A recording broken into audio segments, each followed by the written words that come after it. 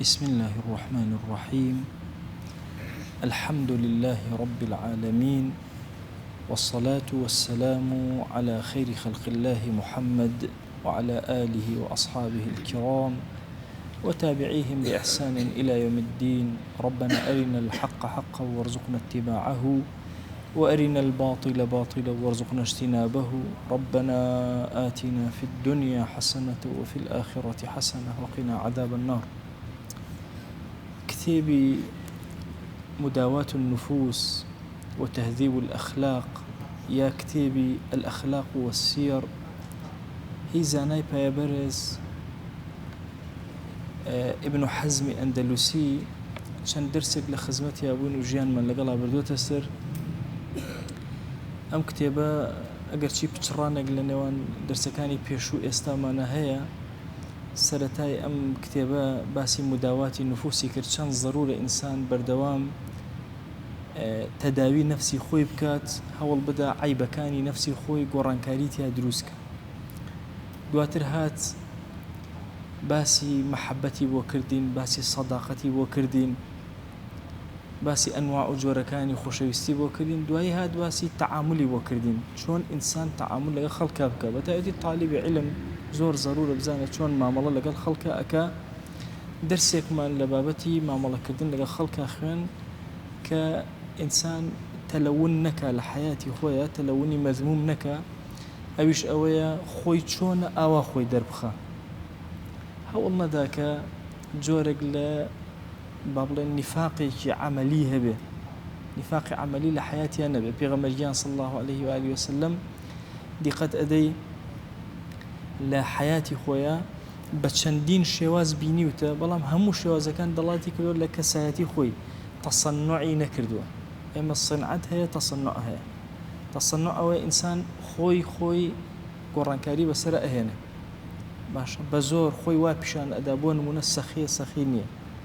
واخوي بشان أدابون من مثلا بابلن أهل التقوى وأهل التقوى شنية شاعر كفرمي وصفت التقى حتى كأنك ذو تقى وصفي تقوات كر حتى وكو بشوازي كوا كأنما خلق تصوري أنا كركا تو خاوني تقوى كي زور قوري أو ندجوان وصفي تقوات كر أفرمي وريح الخطايا من ثيابك تصطح وبوني قناها كان لجلكاني تو لبنا ودرأسن بو إنسان أبي زور أقايله تصنع به أو موضوعي وباسكدين لدواء أو موضوعات كومل التعريف من بؤك هند التعريف من بؤك ابن حزم تعريف كان زور دقيقا بلام أما زور بسريعي بسريع نتي أبرين لبرو زور كاربان بينية أفرمي دوش من هي العربية ثبات لجاج ثبات لقل لجاج ثبات بو دامزراوي إنسان دي لسر حق لجاج بو دامزراوي إنسان دي لسر باطل أبي أودو كلمة فرق يعني كين جيان كينو أفرمشتك من هي بناوي اضطراب أوج أوي هركاتي إنسان ثباتي نبو لسر ربازي خوي توشي اضطراب به دم اللي هرجور لونك إنسان أبي لسر ديني خوي زور ثباتي هبه زور ثابت به أصحابي في غمرجان صلى الله عليه وآله وسلم بيا وجوركان للصحابة للتابعين لأولياء جورة لعلماء جورة حمويا ثباتي كي زور جوريان لسدين ماونته هر إنسان لسدينك إن منته ثباتي نبي هج نابره حتى طالب علم أجد طالب علم روجك بيد مثلا كلمة قليلة بخيانة كلمة قليلة بخيانة دو حجي بحج نابي أبي طالب علم ثباتي هبه دوامي هبه بردوام بلا سر إيشك يخوي إنجا نجحت هنا أفرمشتك من هي بنامي عقل إنسان أبي بزين حد كيتشيا تعريف كيتشيا حد كلمة منطقية وتتعريف أو بكرتيك يعني تعريفك أنا التعريف بقوة ترى حد من هي رسم من هي وأنا هم كلمات منطقين كابن حزم بكاري يعني أفرمي حد عقل شيء أفرمي عقل أوشتي كتوبر وطاعت أبا لجناها أدجارته أقل شوينك عقلي توي برو طاعت نبر برو جناه نبر أو عقل خلاليتي طبعا أما دائما العقل أواكن واني عقل شوية ألي ريل الضلة إيرا ذهنه تشويش أبي إيرا قرنجة ضلي إنسان سير كان كافران شي ألين وقالوا لو كنا نسمع أو نعقل ما كنا في أصحاب السعير. أجر إيما في ريال بنا سمع من هبوة وأجر إيما عقل من هبوة ما كنا في أصحاب السعير. أما الأهلي أو نأسونا وأجر وكابو عقل برو طاعت هنا عقل الخراب كان أتبارز أي أحمقية شيء حمق شيء أفرمي حمق لإنسان بريتيا لويك جناهي بلا وباشتر بلا طاعات إنساني أحمق كامية جناهي بيا باشتر لشي لطاعته كان أفرمي أو تعريفك يتي أفرمي أويك كسيك ببيني كوي إما بي الله شيت الله شيت أحمق نية شيت اشتكاني لتيكلوا أفرمي عقل بريتيا لشي بريتيا لويك إنسان بروتشاك أبا لخرابة كان دوري أخاته حمق بعكسه عكسي عقله دي خرابة كان لا جوانا كاتو برو خرابة كانت أبا لتشاك كان بشتكيتو دوركيتو أفرمي بلام شيتي أوهانية شيتي زور باشتر لأحمق شيت شكو مزاين لشريعته هيجي لسني أفرمي الذهني توزت تيكتشو وأنا أحمق كسيك بنوع عقله بلام لناو قناها كان جوزاوة يسا أبو جهل كي أبو جهل ناوي شيء أدي إيوه أعلم جماعتي تعزى كان كاتون أبو جهل ناوي شيء نازايتو ناوي شيء دي بيغمريان صلى الله عليه وسلم فرمي خواهيان نصرتي أمدي نبدا بيكي لكي لدو عمرك لكي أبو جهل نام لنا أبو جهل خو بيا يزور حكيم بوا قريش بيان أول شيء أبا الحكم كشيء من نام لنا وشيء أبو الجهل بو شون كان نيتواني أو عقل وحكمتيك هيتي الرقي الراس بدوزته بويا للرزي أحمق كان حسابك بويا أفرمي أقر عقل كان إيشي كي الشيطانيان كر بيان أوتري أحمق بيان أوتري الشيط أقر عقل كان إيشي كي الشيطانيان كرت بيان أوتري شي بيان أوتري أحمق ابن الجوزي كتابه كي بناوي كتاب الحمقى والمغفلين أو كتاب باسي كي أحمق كان كوكسي مغفلا باشا خويا غافل كردوا خويا وكو غافل بشاندا وكو شيت بشاندا وشيت نبون بويا تعريف كي حمق من بوأك أفرمي لنيوان عقله لنيوان حمقى شتيك من هي بي أوتري سخف سخافة لإنسانات شيء أفرمي أويك وكو أحمق نية بدوي خرابة بروا وكو عقلج نية بدوي شاكا بروا بدوي شتانك الروك السودي نية زور كان لفقية أو حالة دروس أبي توشي سخف أبي بدوي شتانك الروك السودي نبو ديني هي نبو دنيا إيش مشغول يكا الشيطان مشغول يكا بشتانك وكا لهيبته قوري وكمالي أم كمكاتو الرأس قناه هناك لقناه كان دور كوتوتو بلام لايكي تروا توشي سخافت بو شو كاراني كيكلوا نبو الدنيا نبو ديني سوديان نبو أفر من نطق جنونيش من هي بكسيك لبيشتري أخا علمي منطق بو بيانوتون منطق جاريكتر بيانوتون علمي منطق بو بيوتي منطق خوي علمي منطق باسي شيء كباسي عقلك كشيء من نوم لنا لوجيك نوم لنا علمي وتا شونك وتا دلالة لسر عقلي توأكا استئما لما جسا دشيت بينين دانين لقال إيماك جليكي جواني لو كز نازاني شيتنا تا قسأك كقسيان كر بقسكان أبو مندرك أز عقلي شنك شونه بوي ألين شي ألين كاكا نطق من هي وتعقل وشيش من هي جنون من هي أفرمي هركاتي معلوماتي إنسان تيكلبو بسرية كابي أتري جنون بلام شتيك من هي لبرانبر أوش بريتي لشي لنطق كابو نطق يعني عقل لبرانبر شي من هي جنون من هي أم دو شيء برانبر بيك دو شيء تر من هي بأقام اللي بشتيك من هي بناوي دهاء شتيك من هي بناوي غفلت أزان دهاء كان مهمة إنسان داهي به لعربك ومالي خلق بون داهي عرب بون زور زيرك بون لبيشو بون دائما مثلا سيدنا معاوية كوري أبو سفيان يكال دهاتي عرب عمري كوري عاص يكال دهاتي عرب لأصحابي في غمر صلى الله عليه وسلم من داهية زور قورة كان فيها وزور عظيمة كان داهية كان أو كسانا بيش الردا وكان فقهي توقعيا أو اندبق قوة بيش الردا وكان أكون نتيئا بقى سانينا خلطين رين أزان عمري كوري عاص يكال لو كسانيك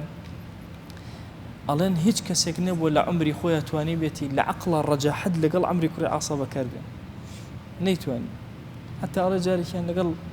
خالدی کوڕی وەلیدا پێکەوە دانیشتبوون وتی ئەی خالد وەڵڵاهی ئەمە خۆیان بە عەقڵترینی عەرەب ئەزانی نازانم بۆ لە دینداریە دواکەوتین ئەڵێ ئیمامی عومەر پرسیاری لێ کرد وتی ئەی عەمر بۆ دواکەوتن وتی ئەگەر خوا هیدایەتی کەسێکی نەدا هیدایەتی نەدا ئەگەرنا هیچ ڕێگایەک نەبوو ئێمە هیدایەت وەرنەگرین چونکە فقی تەوەقعیان هەبوو پێشبینیان ئەکرد شتیەکانیان پێشتر ئەخوێندەوە ئەفەرمێ شتێک هەیە لە ئینسانە پێ ئەوترێت دەها زیرەکی پێشبینیکردن کە تا ئێمە طالبی عیلم مەلا فەقێ ئەبێ ئەو دەهایی زۆر بێ پێش ئەحداثەکانی خوێندبێتەوە بزانێت چی ڕوو ئەدا چۆن ڕوو ئەدا چۆن گرفتەکان چارەسەرەکە لە بەرامبەر شتێکی ترمانە پێوتێ غەفڵەت فەقێ نابێ مغەفەل بێ نابێ غافڵ بێ نە لە ڕووی دینداری و نە لە ڕووی دنیاوە ئەبێ کەسێکی چست و چالاک و وریا و چاوکراوە و عەقڵ بزانێت چی ئەکا چۆن هەنگاو ئەنێ چۆن بەرنامەکەی خۆی ڕێکەخا چۆن کارەکە بۆ ئایندەی خۆی تەسەوور کە ئێستا خەڵک ئەگاتە دوانزەی ئەعدادی نازانێت چی ئەکا چاوەڕێەکە دەی بزانێت لەکوێ ناویێتەوە بۆ چ شوێنێ بڕوە بەڵام تۆی فەقێ لە ئێستەوە ئەزانی چی ئەکەی چ کارێکت هەیە چەند گەورە مامەڵە ئەەکەی لە ئێستەوە بناغی کاری خۆتت داناوە بۆیە تۆ جیاوازی لە خەڵک ئەبێ دەهات هەبێ و زیرەکیت هەبێ نەک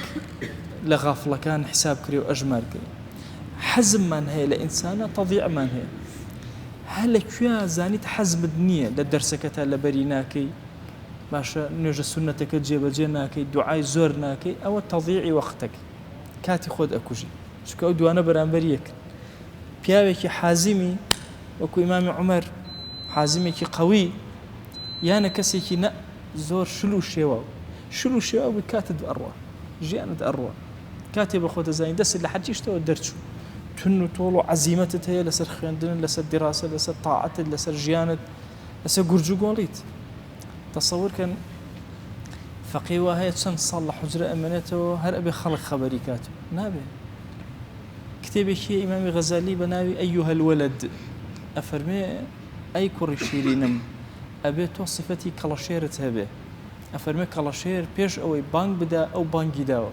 خۆی حازر کردو ئیستعدادی کردو بۆیە عولەما وەختی خۆی فەرمویانە ئەو کەسەی کەوا بانگ ئاگاداری ئەکاتەوە بۆ نوێژەکەی غافڵە ئەبێ پێش بانگ ئەم حوزوری هەبێ دڵی ئامادە بێ کەوا بزانێ کاتی تاعەتەکەم هاتووە ئیستعدادێکی تەواوی هەبێ بۆیە حەزم لە ئینسانە زۆر گرنگە شتێکمان هەیە بەناوی وقار لە ئینسانە زۆر گەورەیە ئەزانە ئینسان جاری وهەیە زۆر بچووکە بەڵام وقاری زۆر گەورەی وقاری نییە نازانێت چۆن ڕێز لە بەرامبەرەکانی بگرێت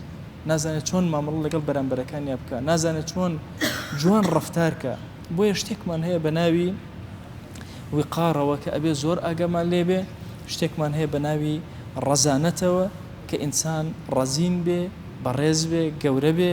ئەهلی ئەخلاق بێ ئەهلی فەضل بێ کە ئەڵێن ئەهلی ئەخلاق بێ تەنها ئەمە بەسمان هەندی ئەخلاقی وردەنێنان لە دڵەوە ئەخلاقی هەبێ تا زمانی تا کردەوەکان ئەفەرمێ شتێک هەیە بە ناوی وەفا زۆر گەورەیە لە ئینسانەکانە کە وەفایەکی زۆر گەورەیان هەبێ بابەتی وەفایەکێکە لەو بابەتانەی جوانترین صفەتە لە فەقێکانە بە درێژای مێژوو ئاوا بووە جوانترین صفەت لە فەقێکانە بریتیەوە لە وەفا ئێستا تۆ تەسەوورکەن ئەو هەموو ماوەسای مەکتەب دەرسەڵێتەوە تەلەبەکانی خۆیان ئەیان بینن هیچ وەفایەک بەرامبەریان نییە بەڵام بە درێژای مێژوو نەبووە تەلەبەکان وەفایان نەبوو سیرکەن ئیمامی شافعی مەذهبەکەی بۆچی مستەقرڕە تەلەبەکانی مەذهبەکەیان نووسیە و تەثبیتیان کرد خۆ ئەگەر تەلەبەکانی نەبوونایە وەفای تەلەبەکانی نەبووە ئیمامی شافعی و نەبوو دائما وەفا لەناو ئەهلی عیلمە زۆر گەورە بوو لەگەڵ یەکترە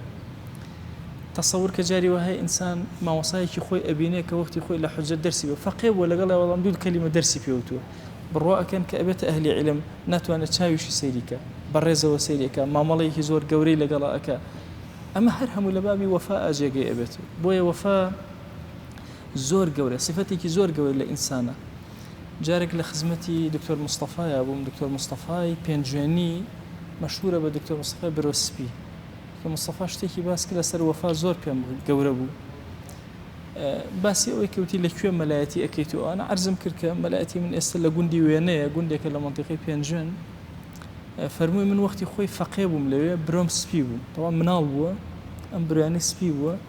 ئەوێ نەم ئەوێرا بچم ڕاتبەی فەقێکم جاران فەقێ وەکو ئێستا نەبوو خواردنی حازر بێ ئەوانە چووە بە گەڕەکە گەڕاوە بەناو لادێکە گەڕاوە هەر ماڵی شتێکیان داوەتێ کۆیان کردوەوە هێناویانە خواردویانە پێکەوە ئەنواع و ئەشکاڵی تیا بوو ئەگەر فەقێ نەچوێ بۆ ڕاتبە نانی نەبووە بیخۆ ئەی فەرموو من هیچ کاتی ڕوم نەبوو بڕۆم چکە مناڵ گاڵتەیان پێکردم شوێن مەکەوتم برۆسپی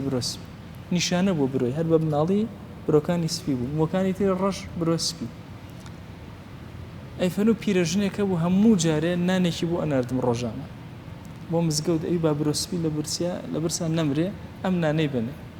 طبعا کە من چوومە خزمەت دکتۆر مستەفا پیر بوو ڕیشی سپی بوو فەرمی والله ڕۆڵە هەتا ئێستەش لە ناو سوژدەکانمان دوعا بۆ ئەو پیرەژنێک نازانم ناویشێ بەس دوعای بۆ بکە چونکە ئەزانم هەموو جارێ نانێکی بۆ من ناردووە لەو کاتەیە کە من حاجەم بە نانەکە و سەری ئەو وەفا جوانەکە ئەو وەفایە ئینسان لەگەڵ دەوروبەرەکەی ئەبێ زۆر وەفی بێ بەتایبەتی ئەم سیفەتە لە طالیبی عیلمە زۆرە لەگەڵ دایک و باوکیە لەگەڵ خوشک و برایە لەگەڵ مامۆسایە لەگەڵ ڕەفیقەکانی خۆیان زۆر بە وەفایە زۆر ئینسانێکی گەورەیە لەگەڵیانە ئەگەر دەست بەرز کردەوە بۆ دوعا دەست بەرز کردەوە بۆ دوعات بۆ ڕەفیقەکانی خۆت نەکرد تأکید بە تۆ ئەهلی وەفانیت طالبی علم نیت طالبی علم ئەو برانەی کە لەگەڵیان حەز ئەکا هەمویان لە خۆی باشتر پێشکەون هەمویان علم فێر بن خەریک بن مەشغوڵ بن لە گوناه بە دوور بن دوعاکە خۆی ڕەفیقەکان لە گوناه بپارێزە خۆم لە گوناه بپارێزە بەهێز مامەڵە ئەکا لەگەڵ دەوروبەرەکانیان ئەفەرمێ هەموو ئوسولی فەضائیلەکان بریتیە لەوەی کە ئینسان ئەبێ عادل بێ ئەبێ ئینسان فەهمێکی زۆر گەورەی هەبێ نەجدەی هەبێ ینی پیاوی مەردایەتی بێ بۆ نمونە ڕەفیقێکە شتێکی پێویستە وەکو مرد پەلامار ئەدەی بۆی جێبەجێەکەی ئەهلی نەجدەد ئەهلی پیاوەتی و کەڕامەت و گەورەین اینجا ئەفەرمێ ئەبێ ئەهلی سەخاوەت بێ قەت نابێ ماوەسای ئاینی ڕەزیل بێ ئەبێ سەخاوەتێکی زۆر گەورەی هەبێ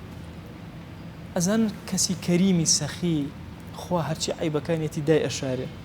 بۆیە دائیمە لە ژیانی خۆتانە 1000 دینارم پێ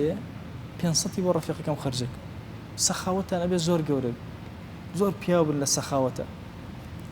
دائیمە ئەوەی کە هەتا هی خۆشت بێ فەقیرە کاتە بەرزە پێ بەخشەبی دەرێ هیچ نەترسی خوایەکی عەظیم هەیە بۆت قەرەبوو ئەکاتەوە بۆیە دائیمە ئەهلی علم ئەبێ ئەم صفەتانەکە ابن حەزم باسی ئەکە بێت یان نابێ ئەبێ ئەهلی نەجدەت بن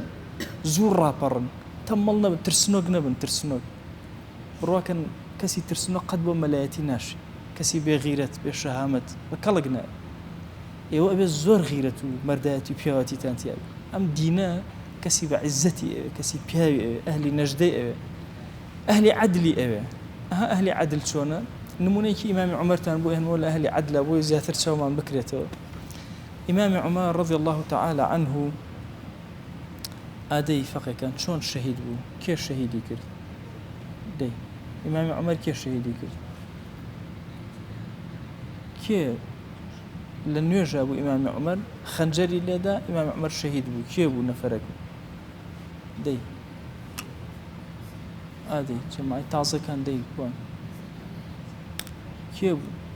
پیاوێکی مەجووسی بوو دەی نەزان ناوەکەی ئای قابیلە ئەی خۆ موسڵمان نەبووە ڕۆڵە کافر بوو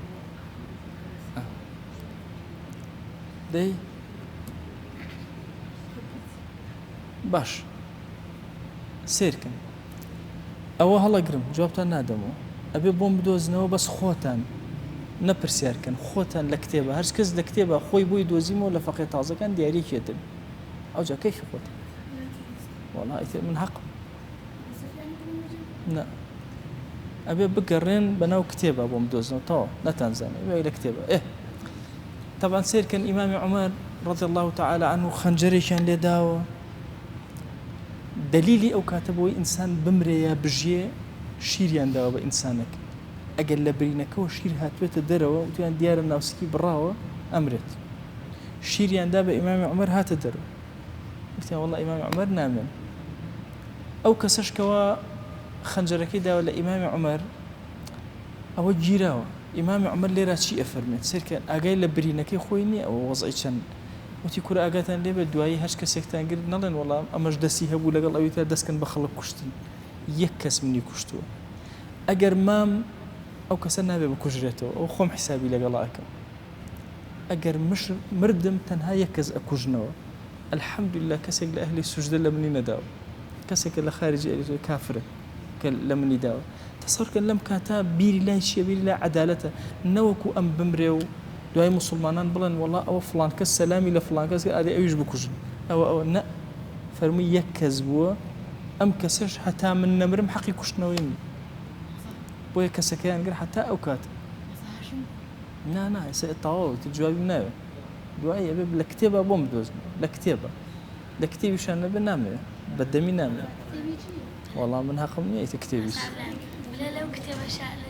کتێبی ژیانی ئیمامی عومەر بدۆزنەوە ئێستا لەو مەکتەبە ژیانی ئیمامی عومەر هەیە ئەگەڕێ ئەی دۆزیتەوە کێ شەهیدی دەی ئاوەتا دوای سیرکن عومەری کوڕی خەتاب ژیانەکەی هەیە سەحابی محەممەد سعید ژیانی کردووە و زۆر کەسی تریش تەرجەمەی کتێبەکەی سەلابیان کردو ئەوانە هەیە و دوای سێری ئەەکەن بە کوردیشە ئەی دۆزن کەوابوو ئوسولی صفاتە بەرزەکان چییە بریتە لەوەی کە حبی عەدالەتت هەیە دادگەری لەسەر زەویە تۆ ئیچەسپێنی یەک دوو فەهمێکی ثاقبت هەیە ئەبێ زیرەگوی ئەها سێرکەن هەر ئیمامی عومەرتان بۆ باسەکەم پیاوێک هاتە مەدینە ویستی پێغەمبەر صلی الله علیه وسلم بکوژێت باشە شەهیدکە شمشێرێکی لە بنەوە دانا بوو تیژی کرده بوو زەهریشی لێدا بوو هاتە ناو مەدینە ئیمامی عومەر بینی لە دوورەوە یەک سەرچوو بوو ئەوە تون ئەو عەبایی کە بەسەر شانیەوە بوو کەسەکە عەباکەی ئەوە تون پێشدا پیاوەکە نەئەتوانی دەستی بجوڵێنێ لە ناوە بردی بۆ لای پێغەمبەر گیان صلی الله علیه وسلم والله یا رسول الله ئەم پیاوە شەڕی تیا ئەخوێنەوە شەڕ پیاوی زیرەک فاهم چۆنە شەڕی تیا ئەخوێنمەوە هێشتا کەبرا هیچی نەک یا رسول الله من هاتم بۆ لای خزمەکانمەوە ئیمامی عومەر منی گرتووە خۆشەویست فەرمووی ئەی تۆ لەگەڵ فڵان کەسا ڕێک نەکەوتی ئەی شمشێرەکەت ئاوا لێ نەکرد نەهاتی بۆ کوشتنی من تی والله کەس ئەم سڕە نازانە ئیلا مەگەر پێغەمبەر بە ئیمانی هێنا بەس زیرەکی ئیمامی عومەر سێرکەن نەفەری هاتووەتە ناو مەدینە ئەوە ئەڕوا گرتی باشە ئەوە زیرەکی ئەوە فەهمە تێگەیشتنە لە بەرامبەرەکەت اینجا نەژدە زوو ڕاپەڕین تەمەڵ نەبوون تەسەوڕکە نەها ئینسان لە خەو جاریوە هەیە جاری یەکەم سەعاتەکە لێ ئەدا ئەیکوژێنیتەوە دووەم ئەیکوژێنیتەوە ئەوە ناکاتە ئەهلی نەژدەت یەکسەر هەڵئەسێ خەو هیچ نییە عادەتە ئەبێ خۆت ڕابێت یەکسەر هەڵسە تۆ زاڵەبی بەسەر خەوە وتە ئەهلی نەژدەت یەک جار بە حاڵ بانگیان کردی تەقەیەکت بز یەکسەر هەڵسەرەوە بزان چی ڕوو ئەدا چی ئەبێ نابێت تەمەڵ بووی چکە ژیان ئەم دووسێ ڕۆژە نییە هەموو عمری تو ئەو هەیە ئەبێ لەو پەڕ یەقزەت و زیرەکیابی لە وریاییابی اینجا جود و کەڕەمیش ئەوە صفەتێکی زۆر گەورەی ئەهلی عیلمە ئیلا ئەبێتیاتە مسلمان نابێت بەخالەت